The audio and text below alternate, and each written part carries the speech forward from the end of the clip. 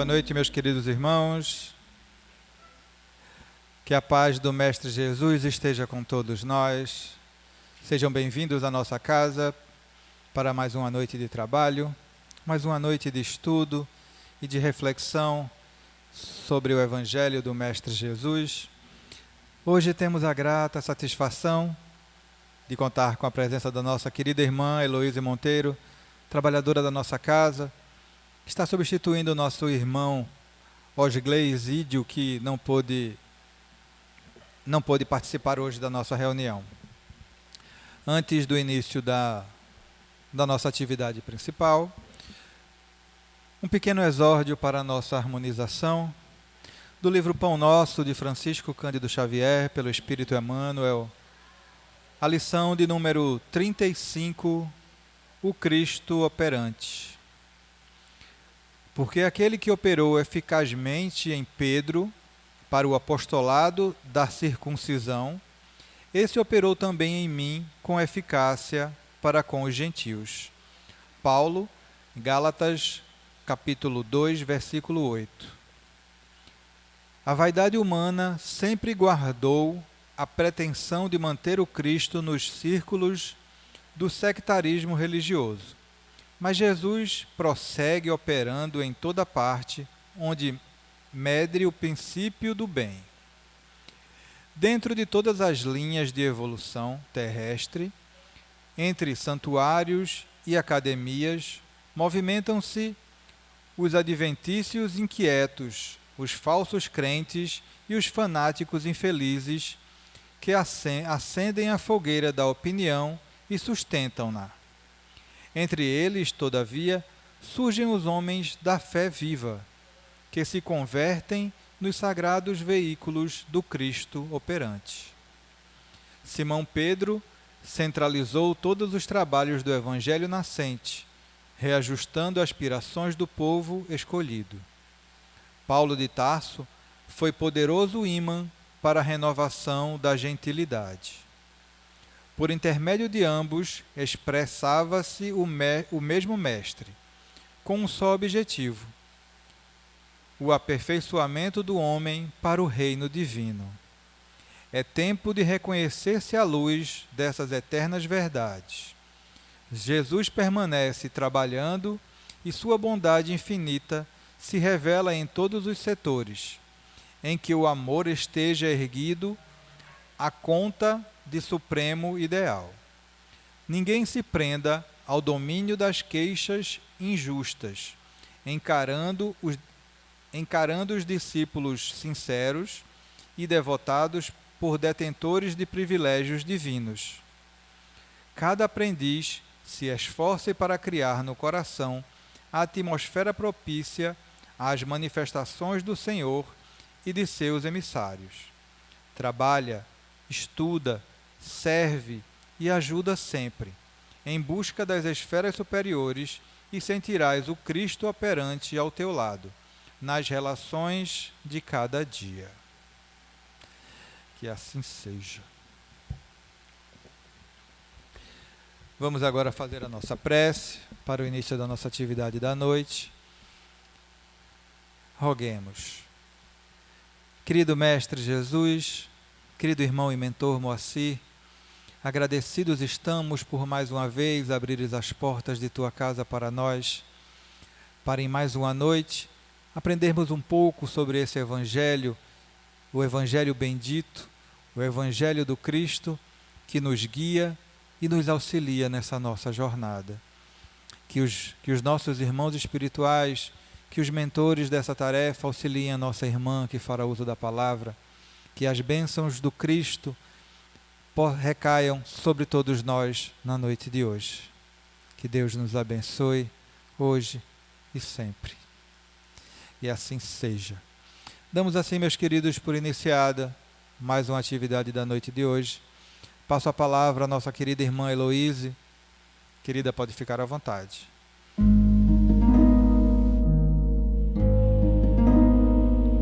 Meus amigos, que a paz do Cristo permaneça sempre em nossos corações.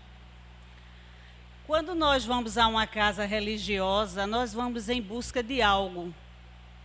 de algo que apacente as nossas inquietações. Porque nós vivemos num mundo muito tumultuado. Chegando aqui nessa casa, nos dias das palestras públicas, todos encontrarão uma mensagem de encorajamento, de um modo geral, sempre embasada no Evangelho do Cristo. Nós estamos todos sedentos dessa mensagem. Aquela mensagem amorosa que pede: não perca a esperança. Aquela mensagem amorosa que diz: desenvolva o sentimento de gratidão. Por que essa mensagem é tão importante? Eu peço a todos que tiverem a oportunidade de conversar com um amigo em conflito existencial, com um filho, com um parente, ou com alguém que o procure, leve sempre uma palavra de encorajamento. Nós estamos percebendo com muita frequência pessoas com problemas existenciais graves, pessoas que perderam a alegria de viver, pessoas que não encontram mais sentido na vida, pessoas que cultivam ideias de suicídio. Então, nós que somos construtores, todos nós que estamos aqui nessa sala, nesse momento, somos espíritos despertos. Despertos para quê? Somos espíritos despertos para as coisas do espírito. Somos espíritos em corpo físico. Mas, na verdade, nós estamos transitando numa jornada evolutiva. Qual é a diferença de uma pessoa desperta para as coisas do espírito e uma não? A pessoa que não está desperta para as coisas do espírito, a gente pode dizer que ela é um cidadão comum. Ela está muito preocupada com as questões que envolvem o seu dia a dia. E vocês sabem que hoje nós vivemos com a informação em tempo integral. Eu, que já vivi algum tempo a mais do que muitos daqui, eu vi um processo de evolução das redes sociais, da informação gigantesco nesses últimos 20 anos. O homem evoluiu com essa ferramenta, não é, que é a internet, que foi um verdadeiro boom de evolução. Evolução para o conhecimento de fatos. Evolução para ter consciência do que acontece no mundo em tempo real. Mas, concomitantemente, simultaneamente, o homem não evoluiu moralmente. O homem não evoluiu espiritualmente. Então, esta ferramenta que foi dada para nós, que é a internet, é a televisão, são as mídias de todos os níveis, ela não foi dada ao homem para que ele perdesse, venha perder-se. Não, ela não foi dada para o homem se perder. Ela foi dada ao homem para o seu progresso. Mas ninguém venha me dizer que as ferramentas que de tempos em tempos é dada ao homem é algo equivocado. Porque se Deus permite que o conhecimento chegue ao homem, é para o bem. Todo esse conhecimento tecnológico existe e foi dado, foi trazido por inspiração. E nós que já vivemos um pouco mais, vimos todo o seu desdobrar nesses últimos 20 anos. Isso é apenas uma ferramenta. Da mesma forma que a gente sabe da presença da energia elétrica aqui, até do ar. Nós sabemos que o ar existe. Nem cogitamos, quando somos jovens, respiramos com tranquilidade, por automatismo, sem nem ter consciência. Agora, tire o ar por 30 segundos, tire o ar por 30 segundos, a pessoa já fica se debatendo. Eu acho que eu nem consigo 30 segundos. Estou idosa. 1 minuto e todo mundo morre sem ar. A gente nem percebe que o ar existe. Mas a gente consegue entender que o ar existe aqui nessa sala por conta do movimento dos ventiladores. A energia elétrica é do mesmo jeito. Isso é uma ferramenta. A energia elétrica está aqui proporcionando esse ventinho, porque sem esse ventinho a gente não conseguia ficar nessa sala. Está muito quente. E ela também produz essa iluminação que permite que à noite a gente saia de casa. Isso é uma ferramenta, mas você sabe que a energia elétrica pode eletrocutar e tirar a vida de alguém. Então, é uma ferramenta. Quem é que usa a ferramenta para o bem ou para o mal? O homem.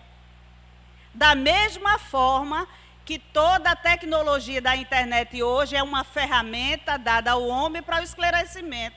Algumas consciências vão usar essa ferramenta para se corromper, para fazer coisas inconfessáveis e se comprometer. A culpa é de quem criou a ferramenta, a culpa é de Deus que permitiu que o conhecimento chegasse. Novamente, a culpa é das consciências. E quem são as consciências? Todos nós. Todos nós que pegamos essas ferramentas que foram trazidas por inteligências e colocadas a serviço da humanidade, usamos elas de maneira equivocada. Então, é sobre isso que nós vamos refletir hoje. Caminhos para a evolução. Uma coisa eu posso dizer, todos que estão aqui nesse momento estão em processo franco de despertamento. Se você vem a uma casa religiosa, se você vem a uma casa espírita, em particular, você sabe que nossas conversações giram em torno de um tema principal, a imortalidade da alma. Então, nós acreditamos que essa vida é apenas um campo de aprendizado. E que o espírito existe após o declínio do corpo físico. Então, se você tem que evoluir, se eu tenho que evoluir, nós temos que evoluir, temos que ter consciência de construir para o futuro. Se chegamos até aqui, nesse momento, despertos para as coisas do espírito, é porque em nós já houve evolução. Somos espíritos multimilenares. Não somos espíritos na condição de espírito, não somos crianças. Somos espíritos que viemos de várias jornadas evolutivas e eu afirmo, sem sombra de dúvida, essa jornada é a melhor que tivemos até então. Que estamos aqui buscando esse esclarecimento. Então, se nós somos espíritos em processo evolutivo, despertos para a coisa do espírito, porque existem religiões que não acreditam nesse conceito, que não aceitamos refutação, não aceitamos que contrarie. Nós existimos além da matéria. Nós, na verdade, somos espírito em corpo físico, e quando perdemos o corpo, morremos, desencarnamos, nós vamos para a nossa verdadeira pátria, que é a pátria espiritual. Para vocês terem uma ideia, quando nós não precisarmos mais encarnar em corpo físico, nós continuaremos sendo espíritos e evoluindo. Aí alguém diz assim, mas do que se ocupa os espíritos evoluídos? Alguém tem curiosidade para saber? Vocês acreditam que eu também tenho essa curiosidade? Uma das coisas que se ocupa os espíritos evoluídos é se preocupar com a evolução nossa. Espíritos de terceira ordem que estamos na retaguarda do quadro evolutivo.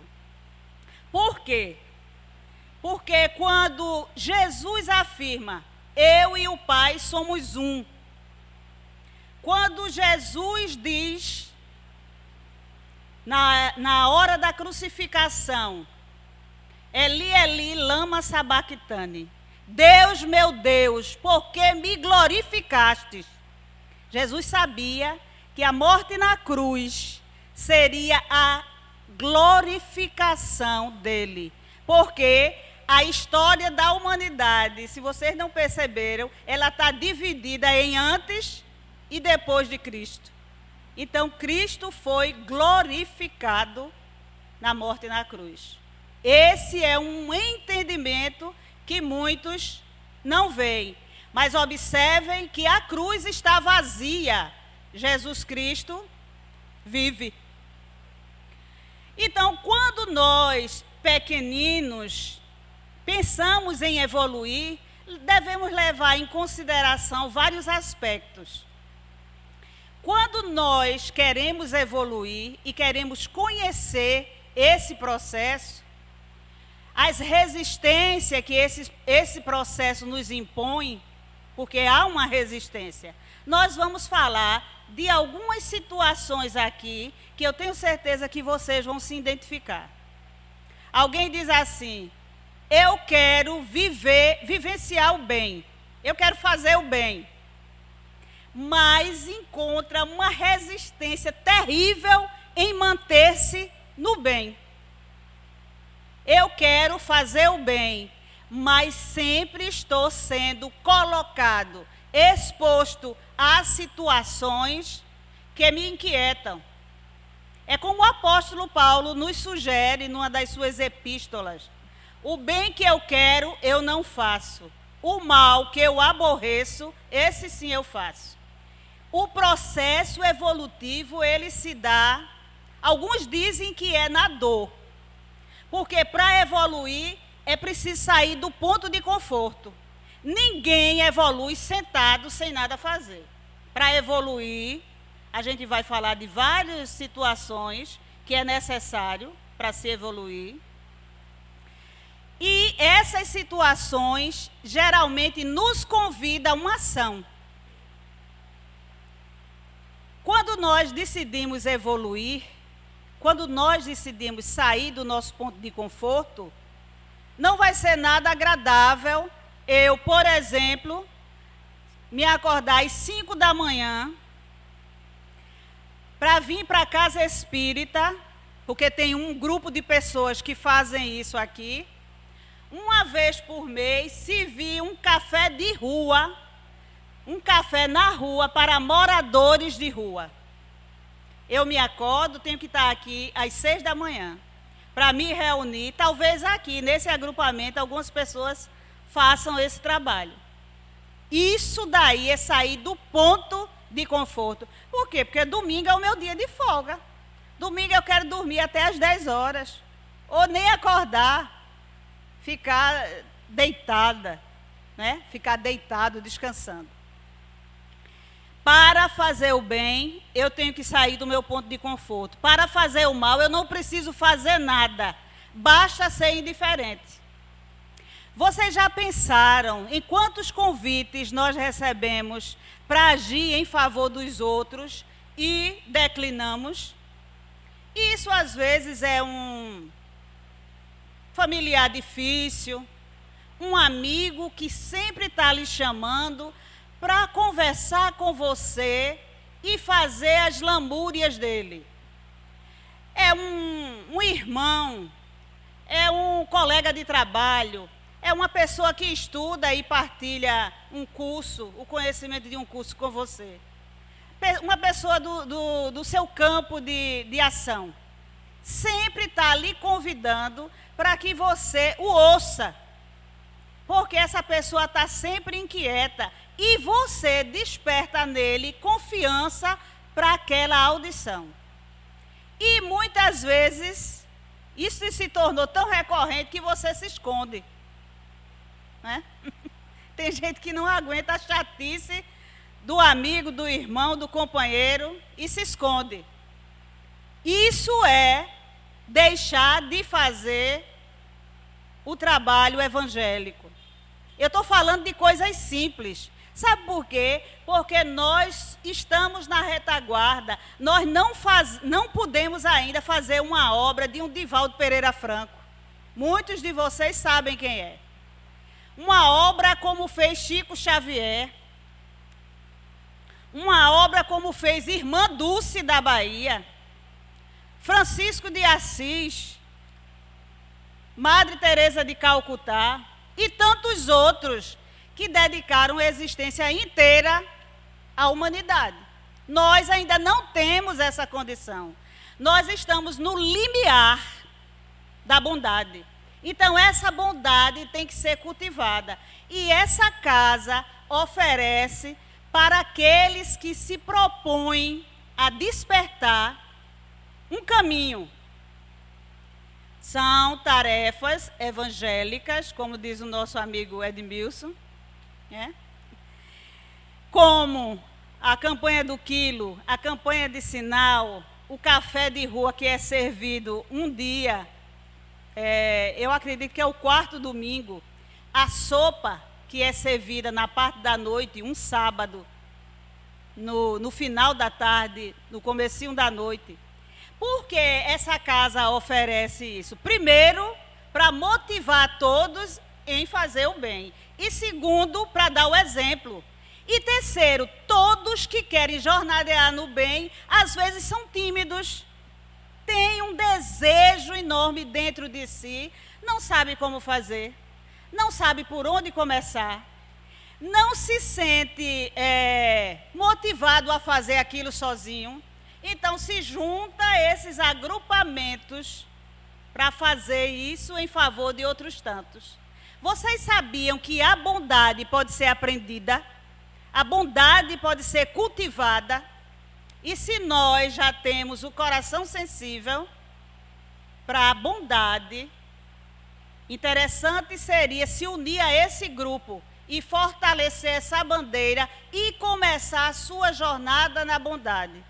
É bondade eu sair do meu ponto de conforto e ir fazer uma dessas ações e tantas outras que vocês podem ter conhecimento. Não precisa apenas ser na casa espírita. Tantas outras ações, além de todas essas ações que são feitas pela casa, por essa comunidade aqui, há o lar das idosas, que vive da caridade pública. Essa casa, a Casa de Moacir, apoia o Lar de Maria. Em todos os aspectos. Se responsabiliza por essas idosas. Eu não sei se é um total de 16 que estão agora vinculadas à casa, entendeu? Mas são pessoas, num momento muito singular de suas vidas, precisando de todo tipo de amparo. Então, quando não se pode, não se sabe como fazer o bem de maneira solitária, venha fazer aqui na Casa de Moacir de maneira solidária.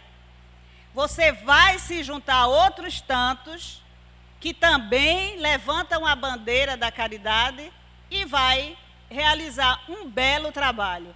E quem sabe daí, como eu já disse, que a caridade e a bondade ela pode ser aprendida pelo exercício.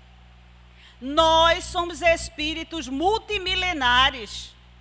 Nós viemos de práticas em outras vidas inconfessáveis. Estamos aqui para evoluir. Sair do ponto de conforto não tem facilidade. É um desafio, é extremamente desafiador. Então, o que é que eu preciso para sair do meu ponto de conforto e evoluir mais conscientemente? Porque eu estou, nessa encarnação, construindo o corpo físico que vou ter na outra encarnação.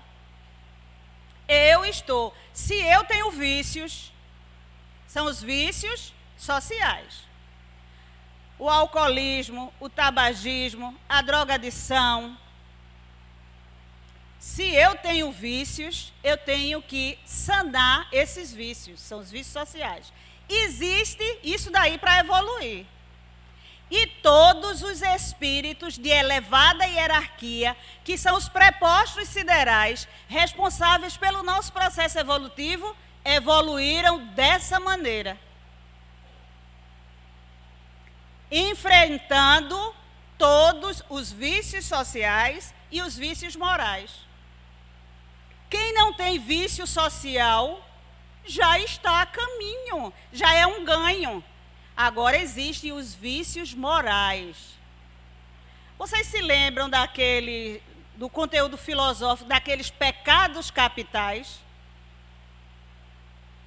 Nós temos que educar os nossos vícios morais, porque alguém pode se sentir vaidoso e se ufanar e dizer assim: eu não tenho vício. Não tem vício social. E sua mente trabalha como? Porque eu sou o que eu penso. Já dizia Descartes, né? Cogito ergo sum. Penso, logo existo. Eu sou o que eu penso. O que é que alimenta a sua mente? Alimenta a sua mente a inveja? Alimenta a sua mente a ira, a vingança, a maledicência, o ciúme? Você tem isso no seu coração? Olhe, eu não quero fazer propaganda contra mim, não, mas eu ainda tenho tudo isso no meu coração. Não estão diante da perfeição. Eu estudei antes de estar aqui. Eu não sou perfeita, não é uma pessoa com perfeição que está falando para vocês, não. Entendeu? Eu estou em processo evolutivo como vocês e talvez eu seja uma pessoa mais comprometida. Aí eu estou aqui tentando fazer reparação, abrindo a consciência de vocês para essas verdades. Essa que é a verdade. Ou seja, nós somos iguais. Absolutamente iguais. E se eu tenho a inveja, o ciúme, a cobiça, que são imperfeições morais, eu preciso educar essas disposições. Agora, se eu já não me afinizo com o alcoolismo, o tabagismo, a drogadição, eu tenho que educar as minhas disposições morais e transformá-la na linha diametral contrária em virtudes. Ou seja, se eu sou vaidosa, eu tenho que buscar a humildade. Não é? Para seguir o caminho da evolução, vamos colocar uma proposta: conhecimento, autoconhecimento e prática do bem. Conhecimento. O professor Rivaio, Hipólito Denisard Rivaio, aquele que a gente chama de Allan Kardec, ele trouxe no Cristo Consolador, né? Uma mensagem que diz assim: espíritas, amai-vos, instruí-vos. Quer dizer, para conhecer a verdade, que Jesus diz: eu vos direi a verdade e a verdade vos libertará. A verdade é conhecida através do estudo. A ignorância talvez seja a mãe de todos os males. Aí vem o preconceito, vem a rudeza, vem sistemas de crença que deixam você aprisionado. Então, para evoluir, conhecimento. Eu aqui, na minha pobreza, estou partilhando com vocês conhecimento. Autoconhecimento. O que é autoconhecimento? Conhecer a mim. Eu quero mudar, eu entendo que sou imperfeita, preciso evoluir. Se eu não souber quais são as minhas imperfeições, será impossível saná-las. Tem gente que tem uma resistência incrível em admitir que tem imperfeições. Gente, você é você consigo mesmo. Não pegue essa conversação que a gente está tendo aqui e vá botar a bitola no seu pai, na sua mãe. Isso daqui é uma oferta para cada um individualmente. Eu tenho que me melhorar. Então, conhecimento, eu não posso viver na ignorância. O próprio Espírito Verdade falou: espíritas, amai-vos. Quer dizer, sejam fraternos uns com os outros.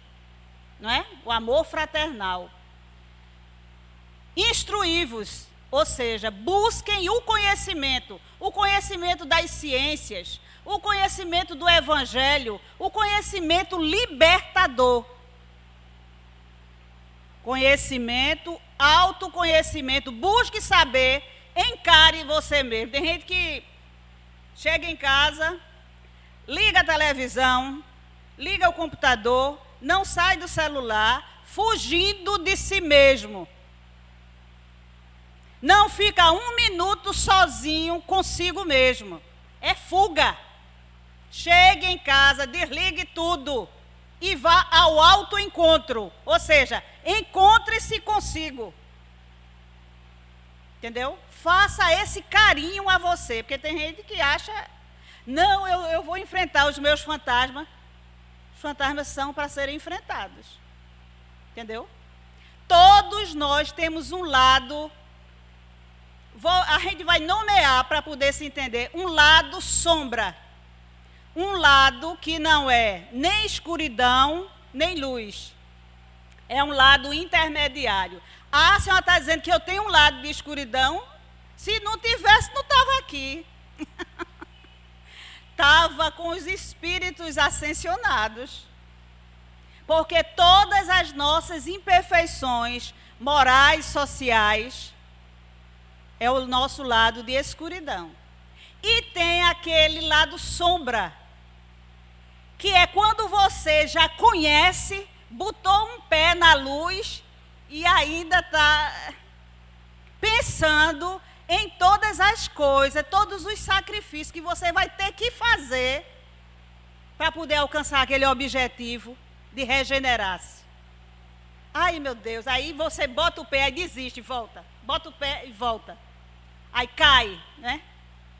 Então, é aquele lado, aquele bruxuleio entre a luz e a sombra. Todos nós vivemos essa situação.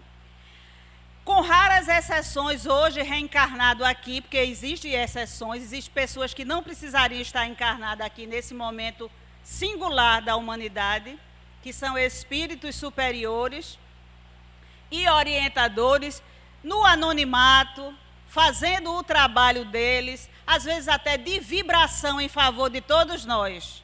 Não é?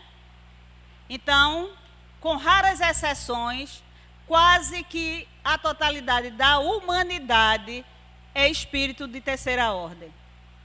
Entendeu? Ninguém se vangloria aqui nessa sala em achar que está no patamar. Mesmo sendo espírito de terceira ordem, existem oitavas. Existem aqueles que estão lá no primeiro degrau, e existem aqueles que já estão nos últimos degraus, já adquirindo a responsabilidade de entrar em outra ordem. Mas, no momento, ainda, talvez essa encarnação seja a última prova. Então, dentro do processo evolutivo, eu tenho que me conhecer. Eu tenho que saber das minhas imperfeições. E sabendo dessas imperfeições, eu trabalhar exatamente essas imperfeições e transformá-la em virtude. Eu já disse que nós vamos ter que transformar a imperfeição na linha diametral contrária em virtude. Ou seja, eu sou vaidoso, eu tenho que educar essas disposições e transformar em humildade. Agora, eu confesso aqui, muito particularmente a vocês, eu já passei dos 60 anos, eu descobri que era vaidosa, não tinha nem 18. Já passei dos 60, ainda não me curei. Estou me educando. O que eu estou querendo dizer é que o processo evolutivo não se dá por improviso. Eu estou falando de uma única imperfeição. E as outras? Que também eu devo ter. que eu não confesso nem sob tortura. Não confesso. Então, eu quero que vocês entendam essa mecânica dentro de vocês. Que nós somos solidários, nós somos iguais. Todos nós que estamos aqui, e os amigos da espiritualidade, estão vibrando para que vocês tenham sentimento de pertencimento. Tem gente que se acredita um estranho no ninho. Todo homem comum que cumpre os seus deveres sociais, que é cidadão, que paga suas responsabilidades sociais, que não se transforma num peso para a sociedade, ele está fazendo um papel glorioso, que nós também possamos fazer isso. Nós temos um compromisso coletivo com a sociedade na qual nós participamos. O que eu quero dizer com isso? Eu quero dizer que conhecimento, autoconhecimento e prática do bem.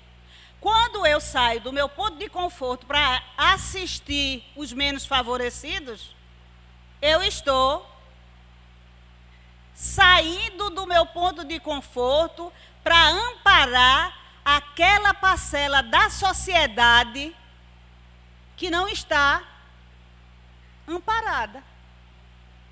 Se eu saio para servir as pessoas que moram na rua e proporcionar uma refeição a essas pessoas, eu estou saindo do meu ponto de conforto. Estou me acordando de 5 horas da manhã para estar às 6 aqui, para ir para os pontos já pré-determinados de pessoas que moram na rua e vão receber essa refeição.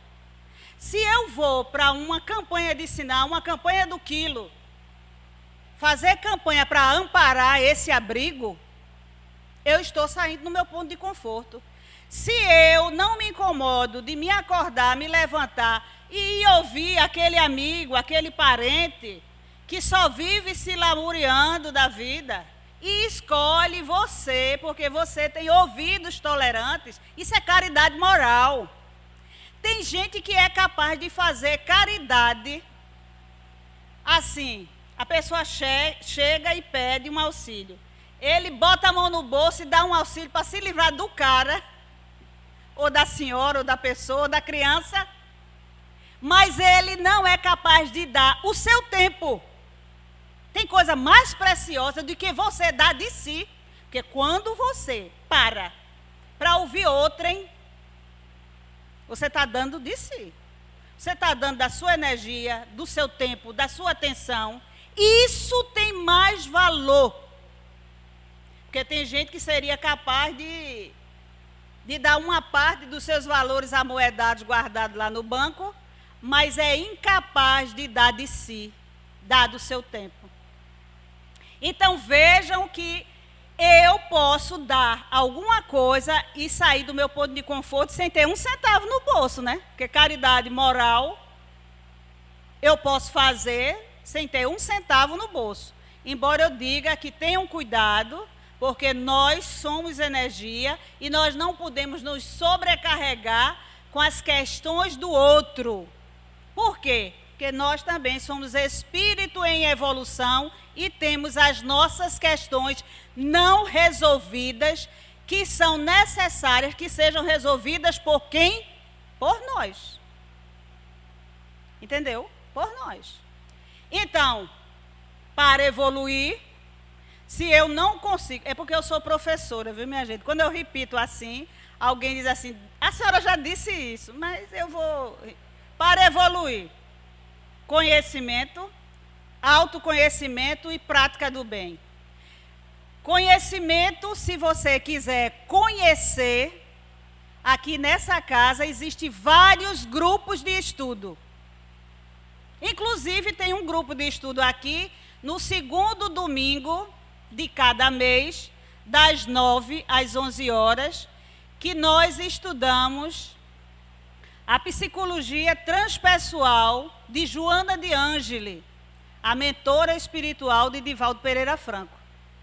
E nesse agrupamento, nós estudamos, vamos dizer assim, fazemos uma terapia em grupo. Hoje nós estamos estudando o livro Ser Consciente. Serve como uma terapia de grupo, porque as pessoas vão estudar questões existenciais. Todo mundo que vem para a casa espírita, ela quer respostas. Eu buscava resposta desde a época que eu fazia catecismo, que eu dizia ao padre que eu não entendia por que a pessoa afirmava que Deus era justo, misericordioso e bom, porque eu não concordava. Aí o padre me dava uma penitência, porque eu era uma criança rebelde. Eu não concordava porque tem gente que nasce bonito, rico, na fartura, com um corpo perfeito. E tem gente que desde tenra idade tem problemas de saúde, tem dificuldade de se alimentar. Eu não via justiça nisso. Entendeu? Eu questionava. Então, penitência. A doutrina consoladora me deu a resposta. E aqui eu fiquei. Porque eu quero saber o que sou, de onde vim, para onde vou, o que estou fazendo aqui e por que sofro. Encontrei todas essas respostas na doutrina. Agora, saber a resposta consola, mas a verdade não é suave. O que sou? Sou um espírito manifesto em corpo físico. Saindo daqui, volto a ser espírito. O espírito não morre. De onde vim? Da pátria espiritual. Para onde vou? Para a pátria espiritual. Porque mesmo que eu não precise mais reencarnar, eu vou existir. Sou espírito. O que estou fazendo aqui? Eu estou numa jornada evolutiva. De quem depende de quem esse processo evolutivo dá certo? De cada individualidade. Ah, mas olhe, a culpa é da polícia, é da política, é do vizinho, é do pai, é da mãe, é do cônjuge, é dos filhos. Eu vejo gente botar a culpa em todo mundo. Eu digo a vocês, não importa o que os outros façam. A atitude do outro é do outro. O que importa é a minha atitude. Sim, mas eu agi assim porque fulano me provocou. Alguém ainda quer se justificar, não é? E eu digo a você, aquele que você, porventura, venha a odiar, eu espero que alguém não conserve isso em seu coração. Aquele que alguém venha odiar, Deus ama esse com o mesmo amor que ama você. E aí? Porque Deus é Deus de todos. E Ele quer a evolução de todos. E que todos se sintam acolhidos por esse amor. Ah, quer dizer que Deus ama o meu inimigo? Sim, você não veio para ter inimigos. Se você os tem, tem uma passagem evangélica que diz assim: quando você estiver diante do altar da vida, com a sua oferenda, e tiver em litígio, desavença com seu irmão, deixe a sua oferenda diante do altar e vá se reconciliar com seu irmão, porque Deus não pode aceitar a sua oferenda, Deus não pode aceitar a oferenda de um coração que vive em agonia. Isso está na Bíblia, no Evangelho. Então, são esses caminhos de evolução. Ah, eu tenho um problema com meu pai. Meu pai é um alcoólatra. Ame seu pai, porque é o seu dever, e repudie o vício. Aí alguém vai dizer, senhora, eu não posso fazer isso. Amar meu pai e repudiar meu vício é uma pessoa só. Mas esse é o conselho que os maiorais dão. Não devemos nos acompliciar no vício, mas o amor fraternal nós devemos distribuir entre irmãos. A mesma coisa é uma mãe. Ah, mas o meu filho, olha, uma vida toda dedicada e o menino não quer nada. Entendeu? Ame seu filho. Repudie aquilo que coloca em litígio o relacionamento de vocês. Não coloque seu filho no olhar do inimigo. O inimigo é o que algumas doutrinas chamam aí de demônio, Satanás. Não coloque seu filho no olhar do inimigo. Cumpra as suas obrigações da maternidade ou da paternidade com o seu filho. Se ele não vai dar valor ao que foi feito por ele, isso é um problema dele. O amor tem que ser dado. Meu Deus do céu, evoluir é isso, senhora? Sim. O pai cachaceiro, que você não suporta, é seu pai. Ele foi o portal para você vir aqui. Vá se reconciliar com o seu pai. Deixe sua oferta aí diante do altar e vá se reconciliar. Ah, minha mãe nunca cuidou de mim. Se você é mãe agora, cuide direito do seu filho. É a melhor revanche. É fazer sempre o bem para aquele que não recebeu o bem. Ah, quer dizer que evoluir é isso, senhora. E eu disse a você que evoluir era um caminho de flores? Evoluir é uma situação desafiadora. Cada um de vocês tem questões. Se é pai, se é mãe, se é filho, se é cônjuge. Cônjuge é marido ou mulher.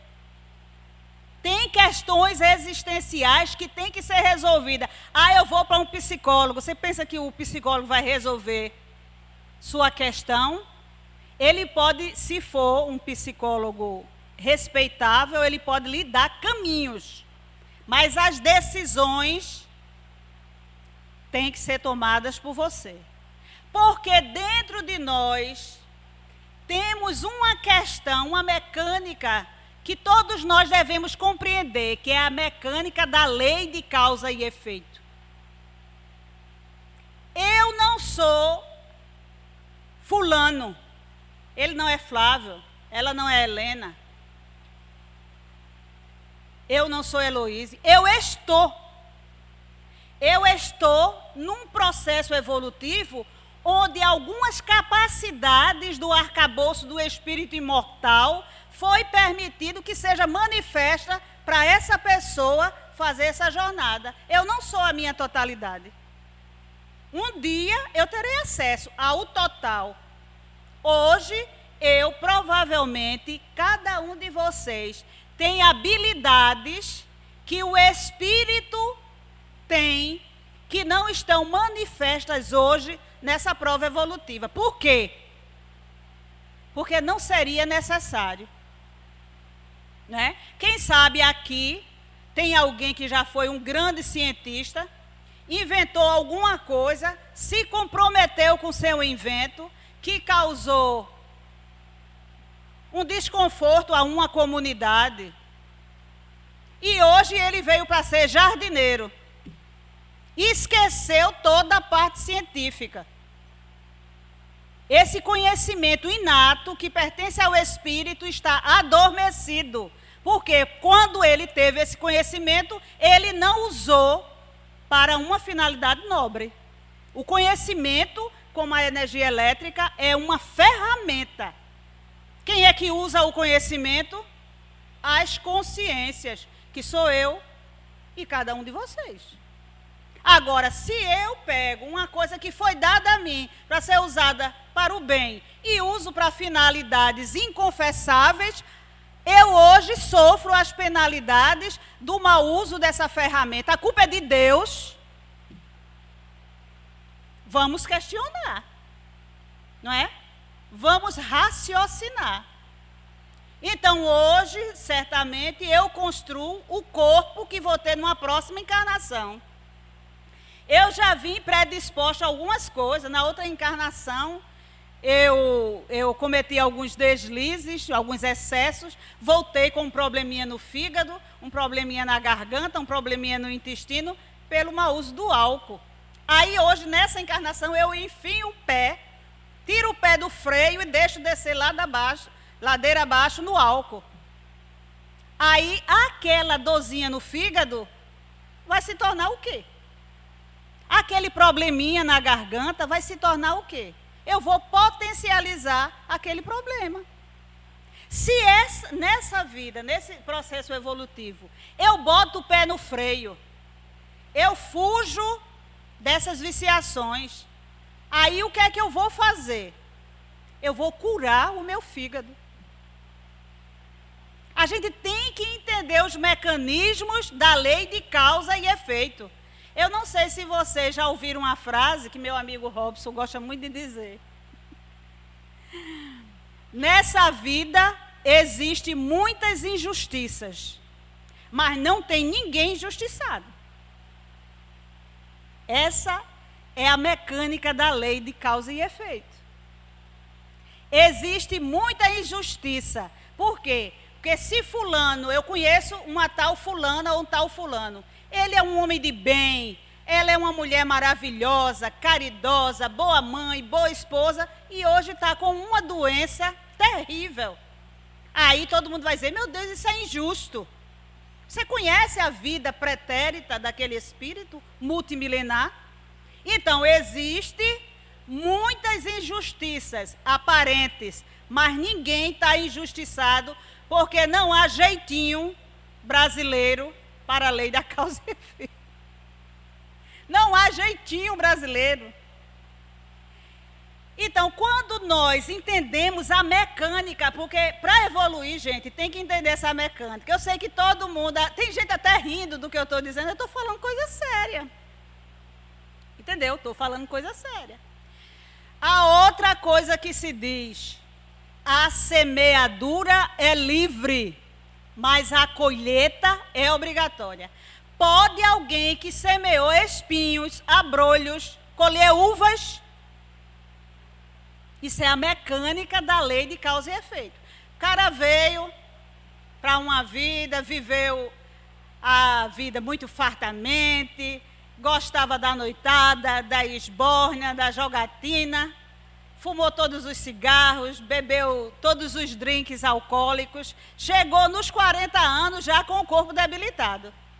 Ah, rapaz, hoje perdi, não sou mais feliz. Quer dizer, se a felicidade daquela pessoa estava no vício,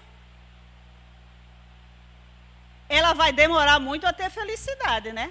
Porque agora é só ladeira abaixo, porque o corpo vai decair.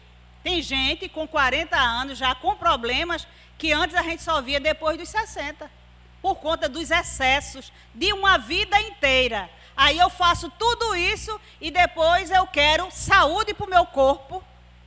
Quero saúde para o meu corpo. Saúde total. Eu levei 30 anos fazendo tudo isso. Eu quero saúde em 2 semanas.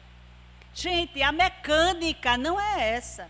É necessário entender essa mecânica para entender como é que se dá o processo evolutivo. Vocês estão entendendo o que eu estou falando? Eu não estou falando isso para assustar ninguém, não.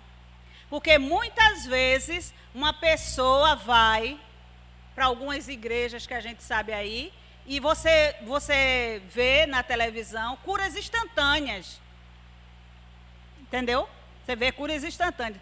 Eu estou dizendo a vocês que as leis imorredoras que regem os processos evolutivos de toda a humanidade não estão afinizadas com essas curas instantâneas.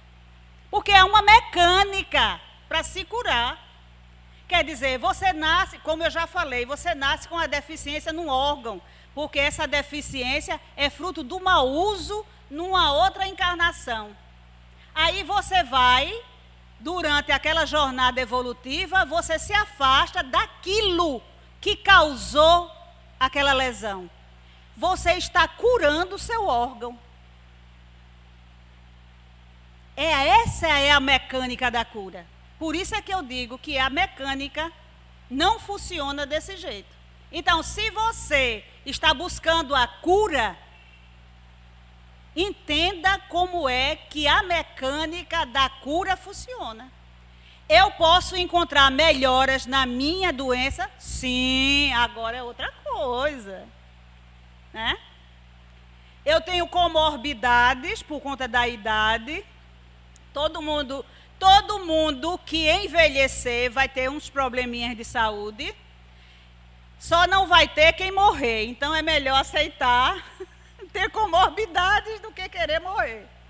Entendeu? Então todo mundo que for longevo, que tiver alguma idade, vai ter um problema nas rótulas, um problema no coração, um problema. Mas são problemas que permitem que você viva uma vida inteira, se você souber moderar-se. Aí é outra coisa. Essa moderação nos problemas de saúde que eu tenho me levarão a ter uma vida segura, com a proposta inicial que eu vim para cumprir naquela vida. Quer dizer, eu vou ter comorbidades, porque nasci e o gatilho foi acionado, mas essas comorbidades não vão impedir de que eu viva. Eu tinha uma amiga mesmo que ela desencarnou, uma senhora já, né? Porque com 80 anos, ela foi diabética durante 40 anos. Diabética durante 40 e não morreu vitimada da diabetes. Vocês terem uma ideia, entendeu? Morreu porque chegou o momento de morrer. Tem gente com recém-nascido morrendo. Todo mundo tem o seu tempo. Então, entendamos a mecânica da lei de causa e efeito, para poder ver naquilo que nós vamos acreditar. Eu vou fazer a segunda parte dessa palestra, que eu não consegui nem ver isso aqui, que não deu tempo, ainda tem que falar sobre isso. Na quarta-feira, dia 1º de janeiro, eu vou fazer a outra parte. Isso é muito interessante, porque o tempo urge e já está finalizando. Então, entendam, queridos, a mecânica. Essa lei de causa e efeito, ela governa todos nós, encarnados e desencarnados, inferiores e superiores. É a lei de Deus, criada, entendeu? Ela é superior a todos nós. Então, vamos refletir. Nunca desista do bem que há dentro de você. Segunda parte, em breve. Que Deus nos abençoe. Não deu